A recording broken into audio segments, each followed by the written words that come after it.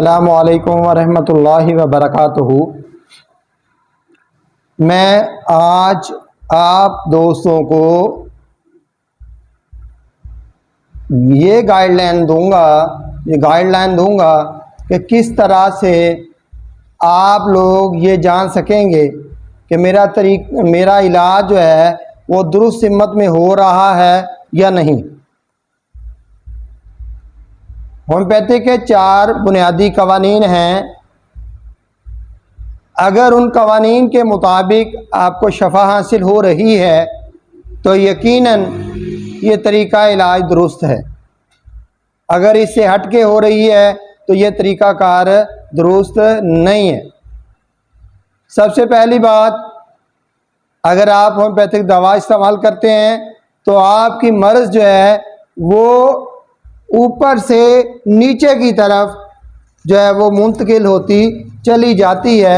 मसलन यानी आपके अगर सर के अंदर कोई रसोली वगैरह, अल्लाह ना करे, यानी दिमाग के अंदर कोई रसोली वगैरह है या दिमाग के अंदर कोई प्रॉब्लम है या ज़हनी दबाव बहुत ज़्यादा है, ज़हनी टेंशन बहुत ज़्यादा है, तो वो आपके जिस्म के निचले हिस्से की तरफ मुंतकिल हो जाती है। अगर देखें दिमाग के अंदर रसोली है तो अगर वो आपकी टांग में या पेट के किसी हिस्से में आ जाती है तो ये ज़्यादा बेहतर है ना कि यहाँ से नीचे से ऊपर चली जाए, क्योंकि यहाँ पे उसका सलूशन जो है वो मुश्किल हो जाएगा, जबकि यहाँ पे उसका या नीचे टांग पे उसका सलूशन जो है वो आसान हो जाएगा। यानी पहला असूल ये है कि आपकी मर्ज़ ऊपर से नीचे की तरफ मुंतकिल होना शुरू हो जाए तो ये एक अच्छा शगुन है, अच्छा इंडिकेटर है। दूसरा जो बात है कि आपकी मर्ज़ जो है वो अंदर से बाहर की तरफ आए। अब हम लोग क्या करते हैं, हम लोग करते हैं जी बस एलर्जी है, इसको जो है ना वो किसी तरह से भी मेडिसिन यूज़ करें और इस यूज़ करने के बाद ये मर्ज़ जो है हमारी जिल्द से, हमारी स्किन से गायब हो जाए। भाई कोई बंदा ये पसंद करता है कि मैं अपनी घर की दीवार तोड़ूं और अंदर चोरों को दाखिल कर दूं? नहीं ना करता। तो ये कैसे हो सकता है कि हम अपनी मर्ज़ को अपने जिस्म के अंदर दाखिल होने की इजाज़त दे दें, बल्कि मर्ज़ को हमने बाहर फेंकना है। यानी दूसरा तरीक़ाकार यह है कि आपकी मर्ज़ बाहर आए।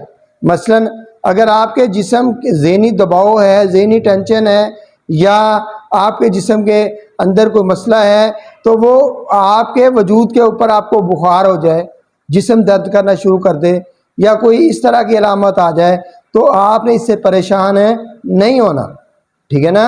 पहला तरीक़ाकार क्या था कि ऊपर से नीचे की तरफ आपकी मर्ज़ जो है वो मुंतकिल होना शुरू हो जाए।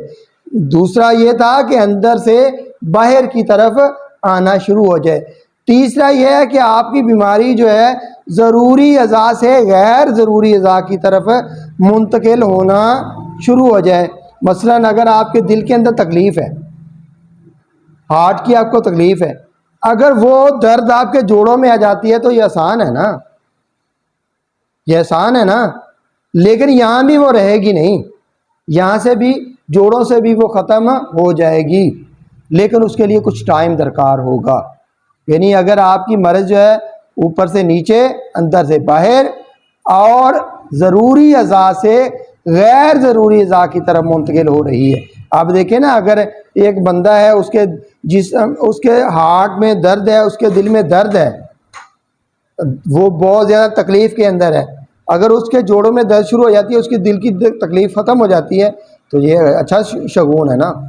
लेकिन हम क्या कहते हैं कि हम जोड़ों के दर्द के टीके लगवा के, हम जोड़ों के दर्द की उस तरह की दवाइयाँ इस्तेमाल करके हम बीमारी को उठा के दिल के अंदर ले जाते हैं और खुश भी होते हैं, वो मसला हल हो गया। ये नया है, ये नया नहीं है भाई। आपकी वही जो कार्रवाई है वो इधर आ गई है, ठीक है ना। जब होम्योपैथिक डॉक्टर ने दवाई देनी है तो इसने यहाँ से निकल कर दोबारा वहाँ जाना है, वहाँ से ये हल होगी। अगर हम अपनी ज़ात के साथ मुखलस हैं, अगर हम चाहते हैं कि हम और हमारे प्यारे जो है वो एक सेहतमंद ज़िंदगी गुजारें, तो फिर हमें इन कवानीन के मुताबिक इलाज करवाना होगा। और सबसे अहम और चौथा जो इसका हल यानी कि असूल है वो है कि जिस तरतीब से अलामात आई हैं, जिस तरतीब से बीमारी आपके जिस्म के अंदर आई है, उसकी उलट तरतीब में आपके जिस्म से वो बीमारी निकल जाए। इसकी बड़ी मिसाल है कि आप किसी मशीन को सफाई के लिए खोलते हैं, जिस जिस तरतीब से आप खोलते जाते हैं आप उसके पुर्जे अलग अलग रखते जा रहे हैं। जब आप बंद करेंगे तो आपको उसकी उल्ट तरतीब से बंद करना पड़ेगा। जो आखिर में पुर्जा खोला है उसको पहले बंद करेंगे, उसके बाद जो खोला है उसको उसके बाद बंद करेंगे, जो उसके बाद खोला है उसको उसके बाद बंद करेंगे, जो सबसे पहले खोला है उसको सबसे आखिर पे बंद करेंगे।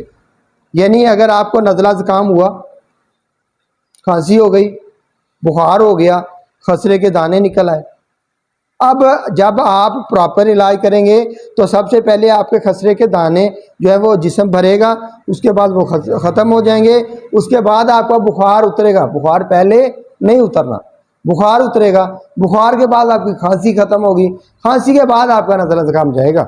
तो ये बेहतरीन तरतीब है।